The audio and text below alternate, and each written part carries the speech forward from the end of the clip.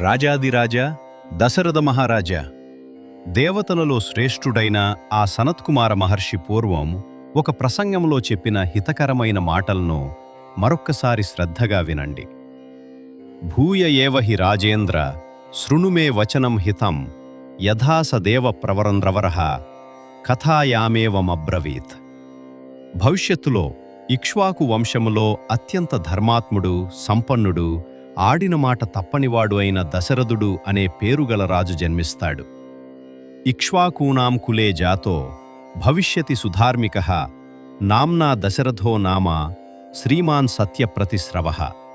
ఆ దశరథ మహారాజుకు అంగదేశపు రాజు రోమపాదునితో గొప్ప స్నేహం ఏర్పడుతుంది.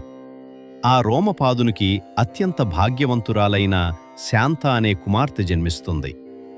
అంగరాజేన సఖ్యంచ తస్య రాజ్ఞో భవిష్యతి కన్యా చాస్య మహాభాగా శాంతానామ భవిష్యతి.